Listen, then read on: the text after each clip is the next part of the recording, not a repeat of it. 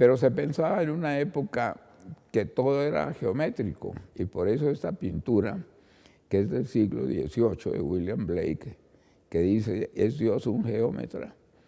Porque se pensaba que todo era geométrico y que todo obedecía a las líneas, a la física de Newton, y que todas las leyes de la física que descubrió Newton nos permitían entonces entender el presente y aún predecir el futuro. Eso también lo pensaron en una época en Alejandría, en el siglo III y II antes de Cristo. Se pensaba que todo era geométrico, pero no, el mundo no es geométrico, porque fíjense que Mandelbrot, que fue un profesor de la Universidad de Yale y de MIT, las nubes no son esferas, las montañas no son conos, las costas no son circulares y el rayo nunca cae en línea recta. De manera que todo en el mundo vivo es diferente. Ese es Benoit Mandelbrot. Y él se inventó el término fractal, que quiere decir de naturaleza quebrada o fracturada. Y eso quiere decir que un pedacito es igual a los otros pedacitos que conforman algo irregular. Tomen, por ejemplo, la costa, o tomen el árbol neurológico o el árbol traqueobronquial, y un pedacito es igual al otro pedacito. Esto lo vemos aquí en el árbol bronquial, en la red vascular y en el sistema nervioso periférico. Tomemos el árbol bronquial y vemos que en la medida que nos vamos hacia la periferia, vamos viendo cómo se bifurca en la misma forma que se bifurca en la parte central. Y esto se llama la autosimilitud. Pero también en la parte dinámica fisiológica hay dinámica fractal. La frecuencia cardíaca se acelera en determinados momentos. Cuando el novio ve a la novia, cuando tiene que enfrentar el examen final, cuando está ante un peligro, la frecuencia cardíaca aumenta. Y aún si es normal, uno se despierta con una frecuencia cardíaca hoy y mañana con una frecuencia cardíaca diferente. Y lo mismo en la marcha. A veces caminamos lento, a veces caminamos rápido, pero de todas maneras caminamos y un factor de cada paso es igual al factor del otro paso. Ilya Prigogine, que fue un físico ruso-belga que ganó el premio Nobel, creó lo que se llama la ciencia de la probabilidad y la ciencia de la incertidumbre. Y él dijo que la ciencia clásica siempre tuvo que ver con el orden y con la estabilidad. Pero en los sistemas vivos, lo principal que los caracteriza es la inestabilidad y las fluctuaciones, y eso se llama, por eso se llaman sistemas caóticos. Pero el término caos no como lo entendemos ahora, que desorden, sino como un orden cuyas leyes todavía no conocemos. Entonces, lo fundamental en la naturaleza es que las leyes expresan probabilidades, pero no certidumbres. Ese le dio el premio Nobel a Ilya Prigogine. Y esto es muy importante que ustedes lo recuerden. Ustedes como estudiantes tienen que recordar que como médicos enfrentan la incertidumbre. La incertidumbre para ustedes frente al diagnóstico y al resultado final del tratamiento. Y la incertidumbre por parte del paciente, de la familia, de qué va a suceder, porque no es como el ingeniero o el astrónomo que puede predecir cuándo va a ocurrir un eclipse y nos dice la fecha, la hora y el minuto en que va a ocurrir el eclipse. Nosotros no. De manera que en medicina estamos siempre manejando la incertidumbre. Por ello, La característica fundamental de un médico tiene que ser el humanitarismo. Y el humanitarismo se deriva del humanismo. Para que un médico sea humanitario, tiene que ser humanista. Porque esa es una parte fundamental de nuestro manejo del paciente, porque estamos siempre frente a la incertidumbre. Eso tiene que recordarlo ustedes siempre. Cuando los pacientes vengan a ustedes, siempre tienen que recordar que mi primera posición debe ser una posición humanitaria frente al paciente que tiene el problema de la incertidumbre, qué irá a pasar. Y yo mismo como médico tengo la incertidumbre de cuál va a ser el resultado de mi tratamiento. De manera que el organismo humano es un sistema caótico, que ese es el término moderno, que no quiere decir desorden, sino es un desorden es un orden cuyas leyes todavía no conocemos. Es un sistema de elevada complejidad. No existe sobre la faz de la Tierra algo más complejo que el organismo humano, porque ese organismo humano que es capaz de sostenerse de por sí en el medio ambiente, tiene sistemas de autoorganización para adaptarse al medio ambiente, inclusive para modificar el ambiente. Y es disipativo, porque uno está recibiendo y excretando. Cuando ustedes comen y excretan, están disipando. Y el calor, ustedes, la mayor parte de las calorías que llegan al cuerpo son utilizadas para los procesos celulares y para la vida diaria, pero un porcentaje muy alto se disipa al medio ambiente. De manera que el organismo humano está siempre en un estado de equilibrio inestable y tiene un tiempo que es unidireccional. Los sistemas caóticos, que se llaman no lineales, son sistemas inestables.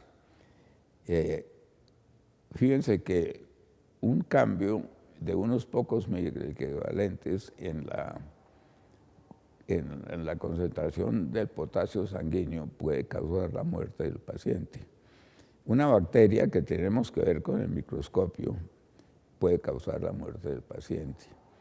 De manera que estos sistemas caóticos no lineales, cuyo principal exponente es el organismo humano, está sujeto a las condiciones iniciales de las cuales es muy sensible, y modificaciones mínimas, factores minúsculos, pueden causar resultados catastróficos.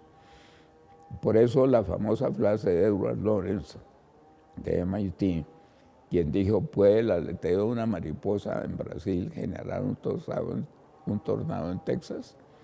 Porque el aleteo de una mariposa produce una turbulencia, y esa turbulencia se puede aumentar y aumentar y aumentar hasta llegar a producir un tornado en Texas. Y eso es lo que nos pasa con el organismo humano. Por esa razón, el médico siempre tiene que tener en cuenta la frase de Osler, y eso se traduce en que siempre tenemos que tener una actitud humana y humanitaria ante la incertidumbre que nos genera el comportamiento del ser biológico. Peter Bernstein es un economista humanista, una clase rara. Los humanistas no son economistas y los economistas no son humanistas, pero este sí. Y él escribió este famoso libro que dice En contra de los dioses, y él dice que el hombre, a través de la historia, ha hecho intentos prometeicos para manejar el riesgo.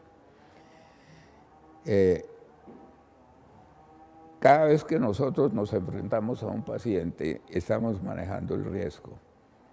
tanto los internistas como los cirujanos. Pero es más claro en el caso de los cirujanos, porque cuando nosotros decidimos hacer una intervención quirúrgica, estamos sometiendo al paciente a un riesgo.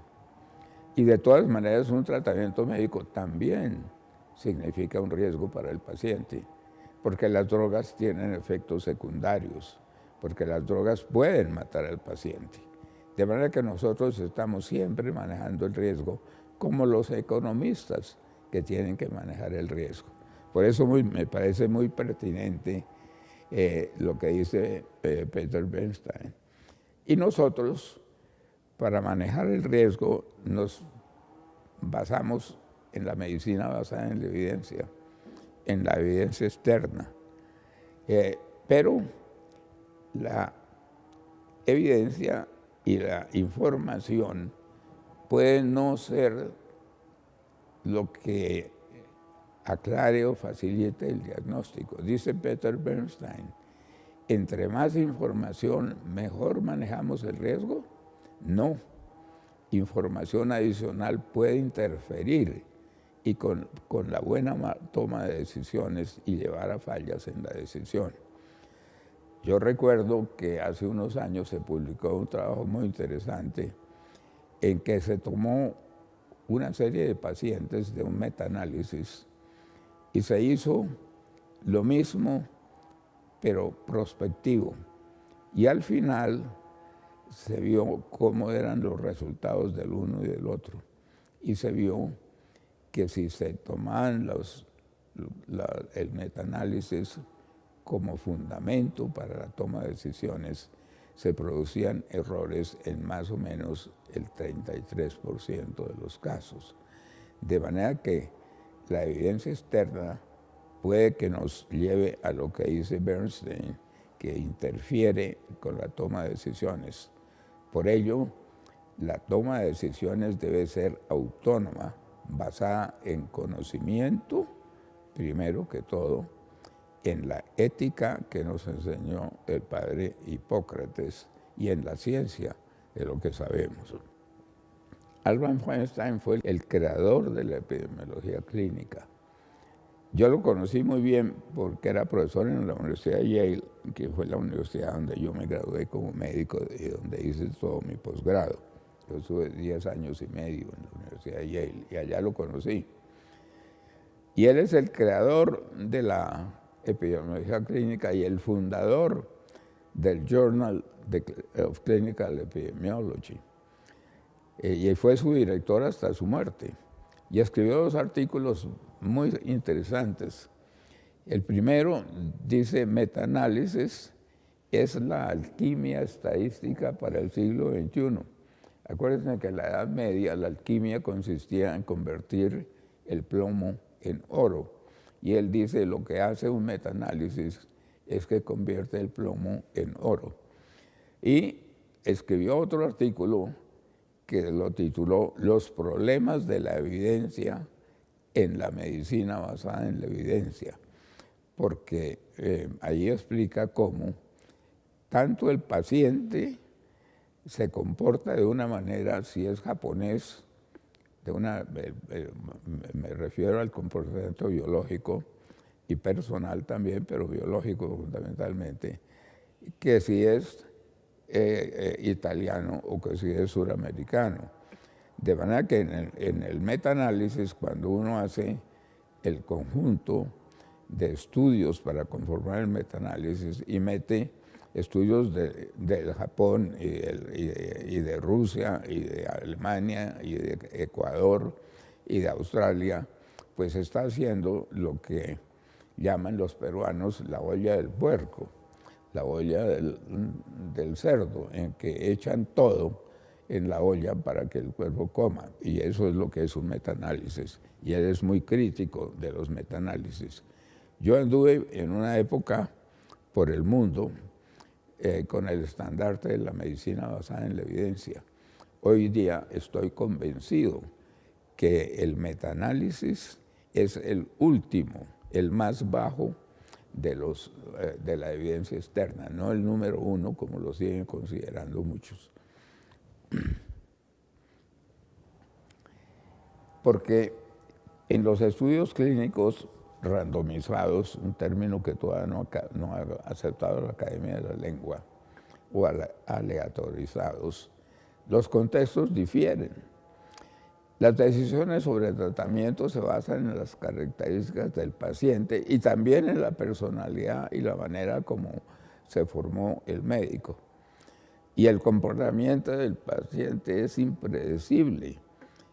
Yo he tenido pacientes que les tuve que hacer, por ejemplo, una pancreatodenectomía, que es una operación sumamente compleja. Y tenía un paciente de 52 años, perfectamente sano, deportista, y tenía un señor de 76 años que tenía hipertensión, diabetes, mala función renal, y ambos los llevé a pancreatodenectomía. Y ustedes esperarían que el primero saliera divinamente y el segundo se complicara. Pues fue al revés. El segundo estuvo 3 días en cuidado intensivo y se fue para la casa divinamente. Y el primero estuvo en cuidado intensivo 1 mes y medio porque tuvimos un sangrado, porque había una arteria detrás del páncreas donde no debería estar, era una anomalía anatómica que fue difícil de controlar. Tuvimos que darle varias transfusiones sanguíneas y el paciente llegó a cuidado intensivo y estuvo allá varias semanas. De manera que es impredecible y los metaanálisis no tienen en cuenta cosas como estas. De manera que es difícil atribuir las diferencias en los resultados al tratamiento mismo. Yo presidí un foro en un congreso latinoamericano hace unos pocos años en Quito sobre obstrucción intestinal y participaron como exponentes uno del Ecuador, otro de Estados Unidos, otro de Cali, de Colombia, y otro del Perú. Y mire, las causas de la obstrucción intestinal pueden ser adherencias postoperatorias, neoplasmas, hernia o vólvulo.